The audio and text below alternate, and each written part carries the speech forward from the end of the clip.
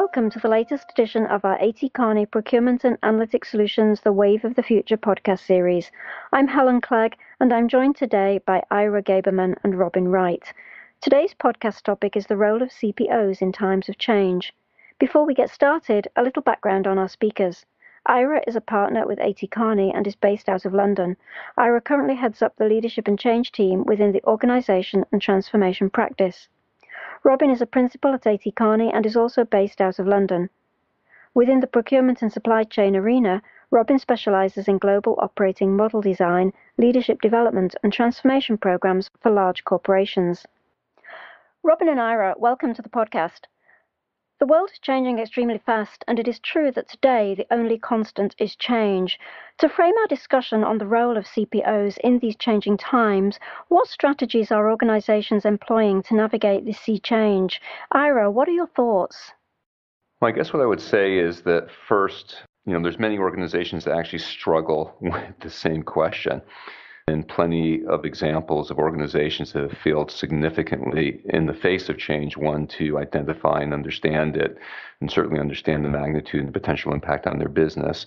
And then also those who have, within the organization, identified the need and one would argue have actually had individuals within the organization who had prepared very appropriate, what would have been very impactful solutions, but weren't able as a wider entity and enterprise to move to action and take those necessary decisions. And I think we all know names of those kinds of organizations. Kodak, BlackBerry, even Motorola with the smartphone are examples of organizations who fail to really anticipate and understand the kind of scale of change and even where there was that knowledge and that willingness to do things differently within the business, they just didn't have the authority and the decisions weren't taken.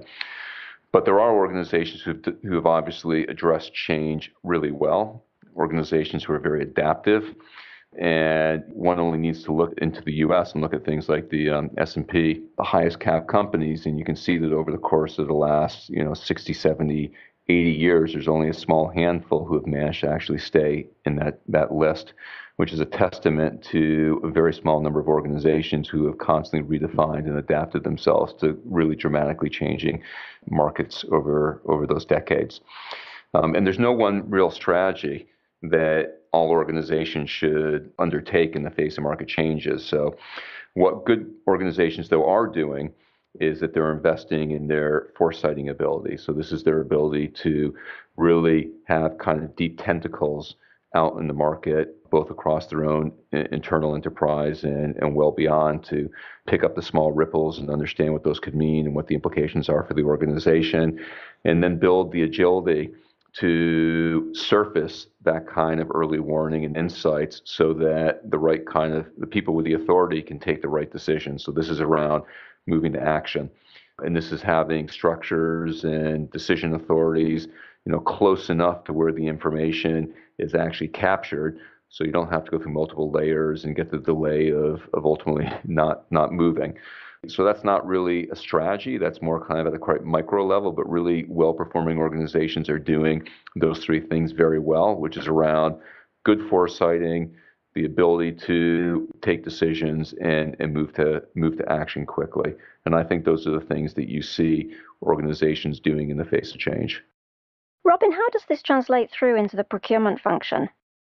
Well, it's interesting because that degree of change out in the marketplace means that procurement functions need to be really responsive. And they're looking quite hard at their operating models. We're seeing many organizations saying that their current setup is only lasting between 18 months and 2 years before there's a challenge as to whether they've got the emphasis right and the roles focused correctly across their procurement function.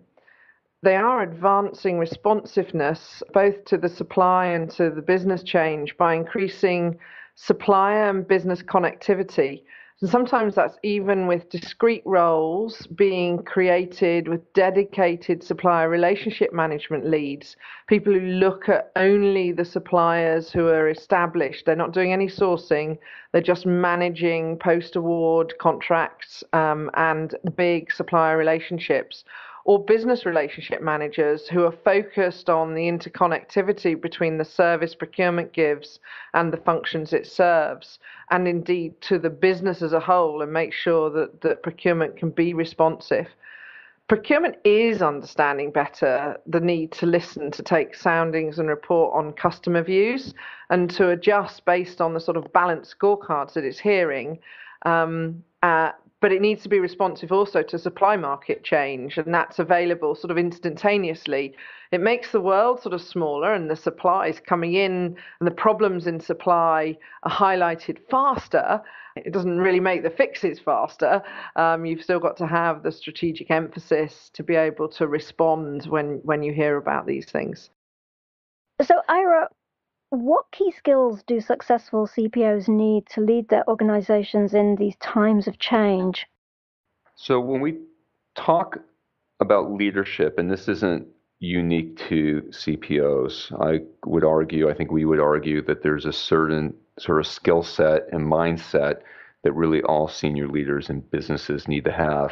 But when we talk to senior leaders, what we talk about is they need to have a balance between really kind of three spheres, for lack of a better term, and that is the strategic sphere, the transformational sphere, and the operational sphere. And really, and the balance that they need to play across those will vary, and they'll need to flex it depending on the stages and needs of the business at any points in time. And there's absolutely a relationship between the relative importance of those three spheres, depending on where a leader is in their own sort of professional development and progress within the organization. So the balance that's right, or the range of balances that are right when you're an aspiring CPO, so really a mid-level leader, will certainly be different than what that balance is when you're a CPO and a senior leader. But with CPOs, we sort of take the view that they wouldn't be where they are if they were not already great operational leaders. So they've got the ability to manage teams and make sure that they're delivering on defined targets.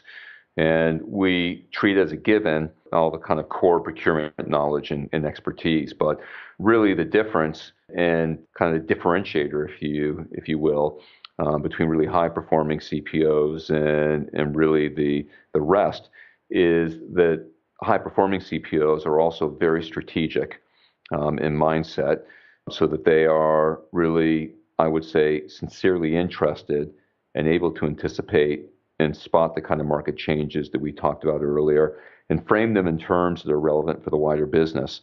So they need a commercial sensitivity. They need to be able to understand. They need to be able to speak in the language that resonates with the business. And if they can't do that, then they will not have a place at the table, and they will always be just a service provider, an internal service provider to the business, but they will never be a partner to the business.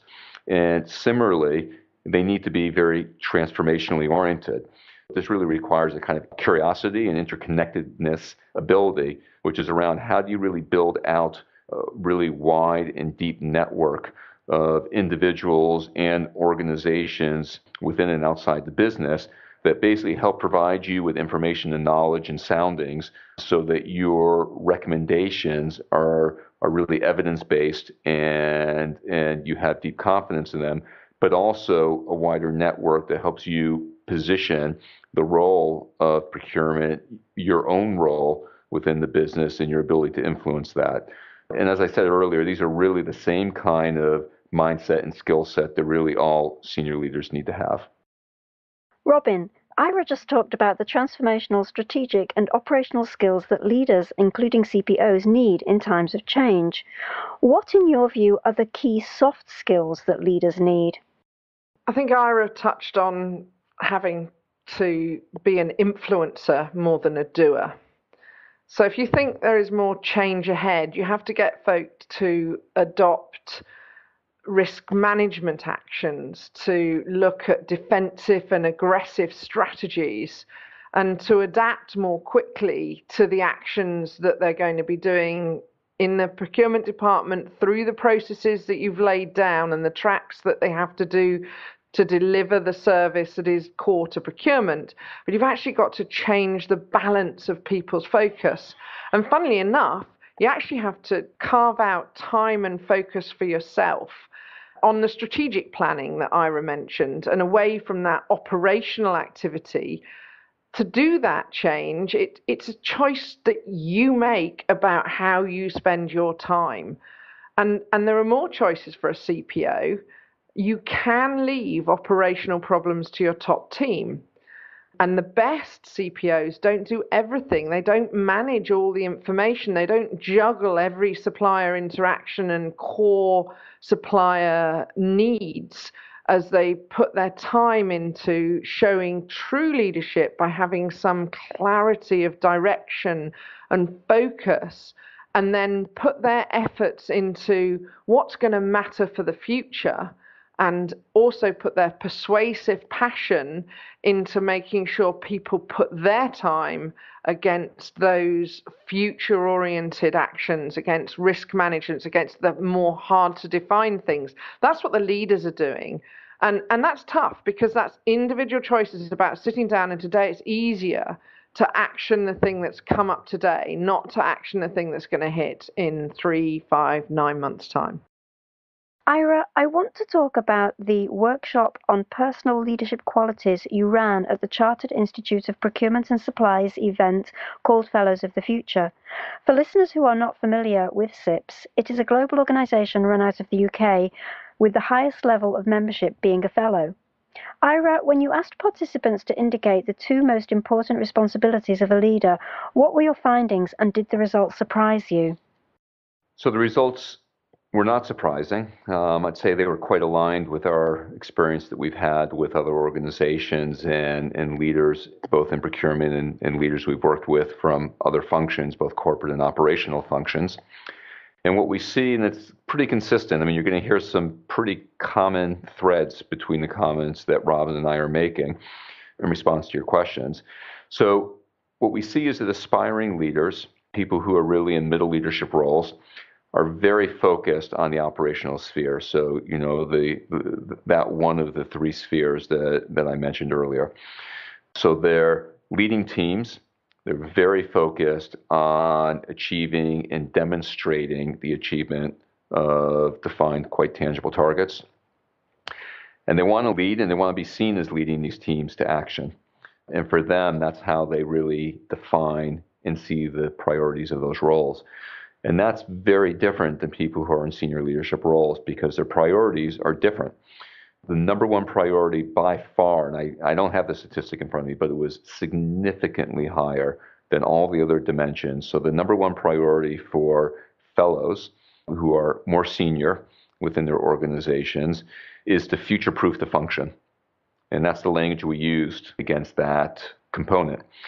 And what this is about is this is around them positioning the function to be more strategic and more value enhancing to the business. This is about them repositioning the function to not be an internal supplier, but really be a true partner to the business.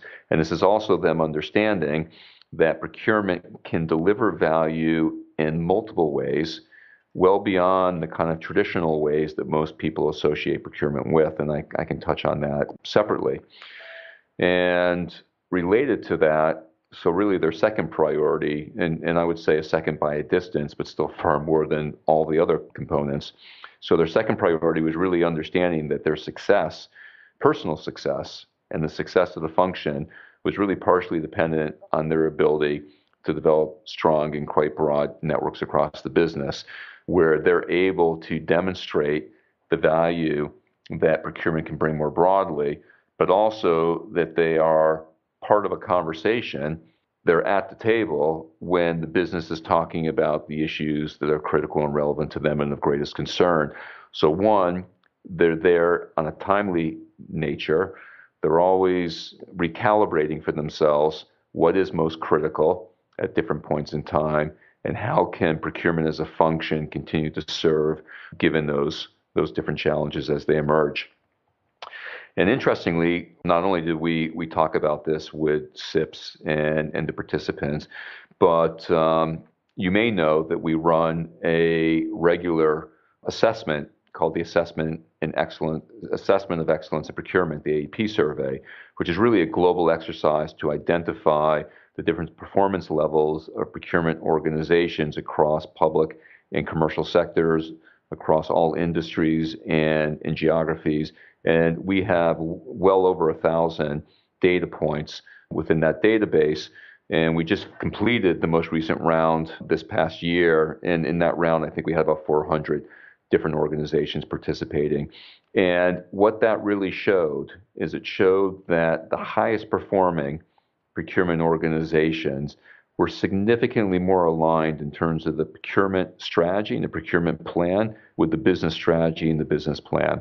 So there was a very clear relationship between those. It was recognized by the business, and that these same procurement leaders were able to also influence the strategic plans of the business themselves by bringing new insights, new challenge, and new opportunities to the business, some of which is around how do you introduce the role of the wider value chain into innovation and into meeting some of your operational goals and targets. And then, not surprisingly, the AP also really highlighted that the highest performing procurement organizations were also far more networked across the business and had a very different kind of, you would say, professional standing and status within the organization. And again, I don't have the percentages in front of me, but there was a significant distinction between the highest performing procurement functions and really the rest of the pack. So, Ira, just briefly going back to the CIPS Fellows of the Future work that you did or workshop that you ran, you also asked participants what support they would need to help them operate successfully as a leader. What were your findings for this question?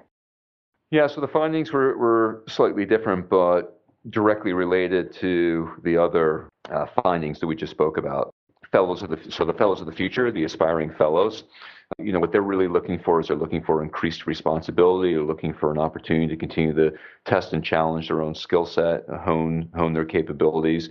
They're also looking for an opportunity to have the senior support to take on greater challenges and to really demonstrate what their capabilities are.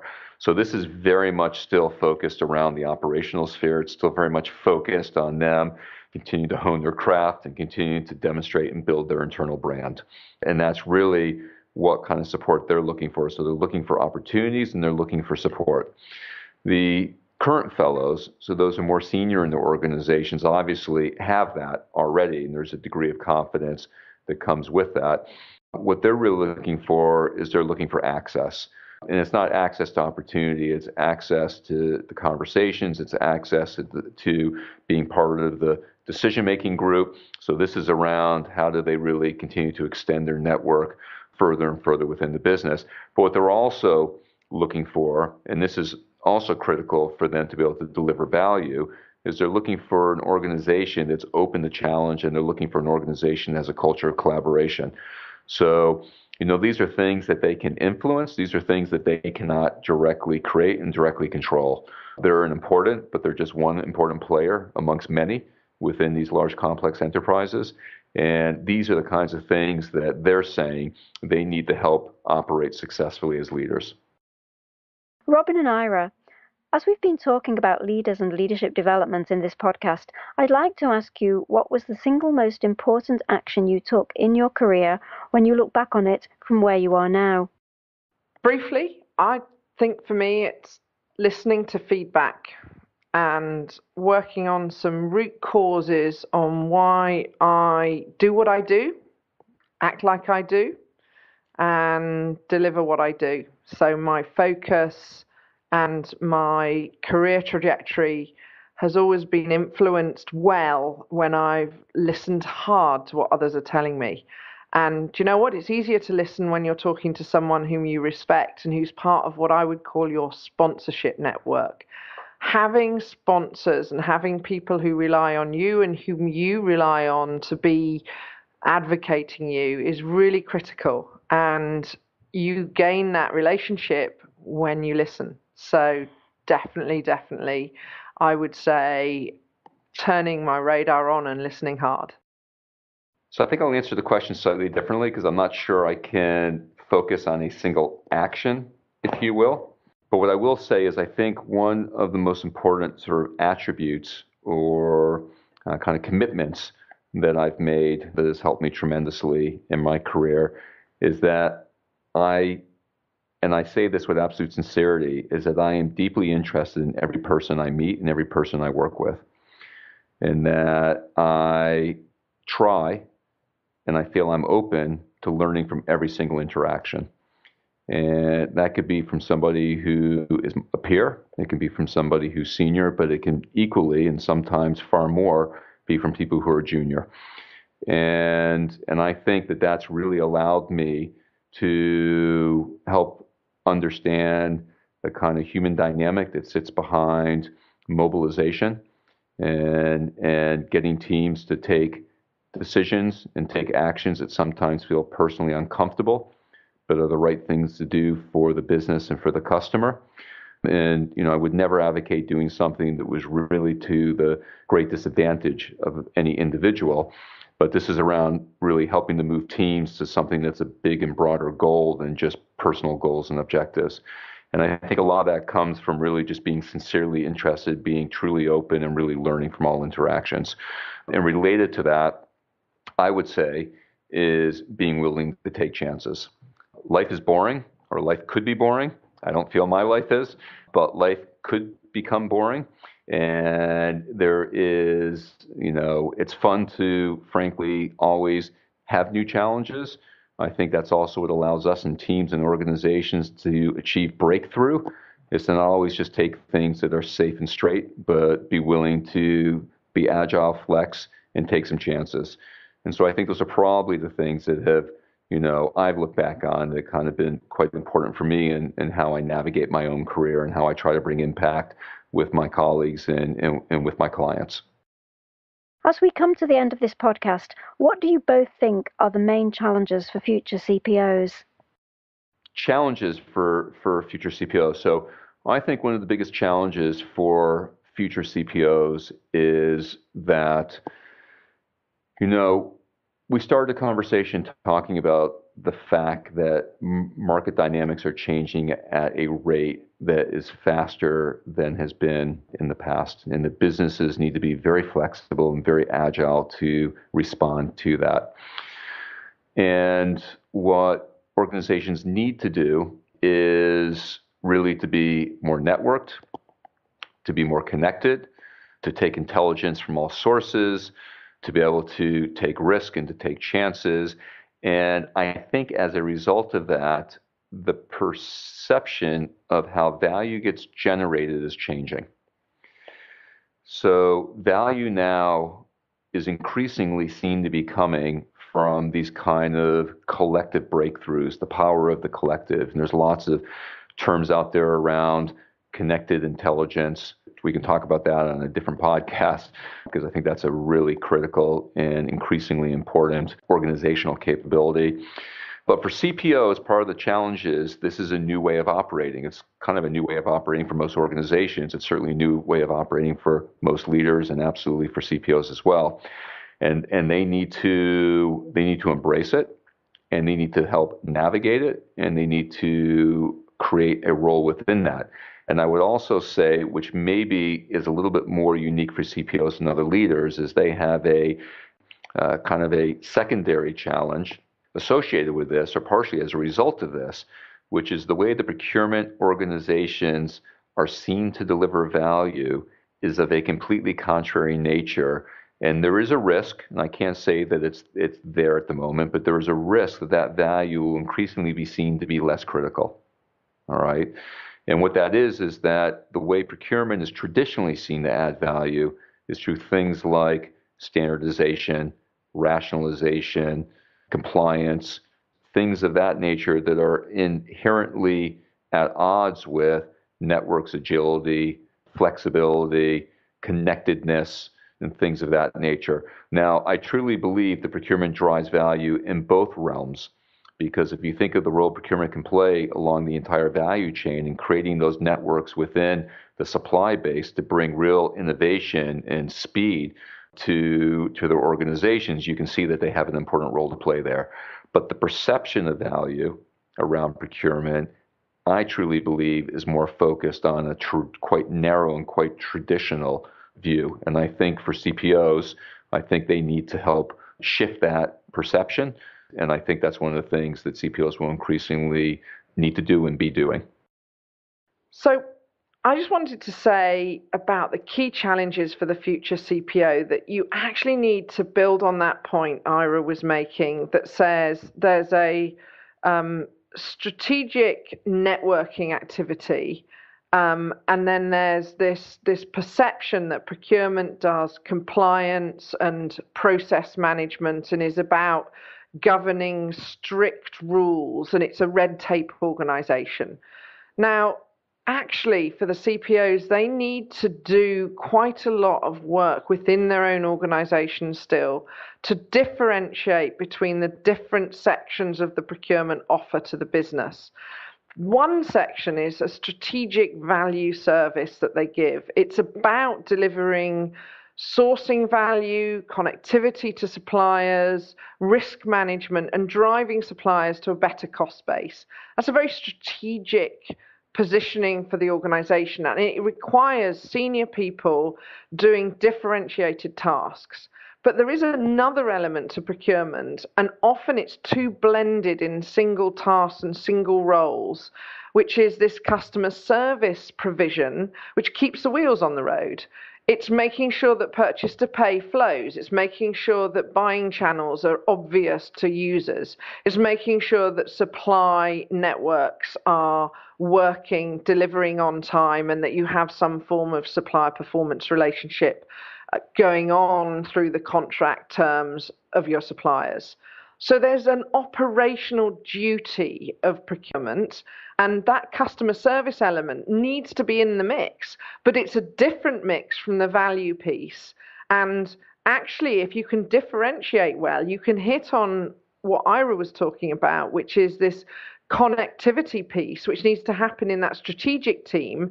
And you can show clearly when you do your balanced scorecarding how you're delivering those two sides of the procurement equation, the strategic value service and the customer provision, in one place, in one function, delivering two different things. And finally, Robyn, to wrap up the podcast, what advice would you give to aspiring procurement professionals who have their eye on becoming a chief procurement officer? I think it comes back to that question that you had for me earlier around the most important action I took in my career. And it was about getting sponsored. So make sure you deliver on your commitments. Make yourself a part of someone's key to success. And that sponsorship will come. But you also need to do a flip side of that. You need to be the sponsor to a team below you. This is a chain. Actually, to be a leader, you have to have followers. So make sure you look up and you look below you and create that suite of followers. Robyn and Ira, many thanks to you both for your insight into leadership and the role of the CPO in times of change. Thank you for being my guest today. I'd also like to thank our production engineer, Tom Klein. Thank you for listening to this edition of The Wave of the Future. You may also wish to listen to another of our podcasts entitled What Makes an Effective CPO, featuring Enrico Rizon and Kate Hart. If you have any comments on this podcast or have a suggestion for a podcast topic, please share your thoughts via Twitter. Our Twitter handle is @ATKPAS. This has been an AT Kearney Procurement and Analytics Solutions podcast production. Join us again soon for our next Wave of the Future podcast.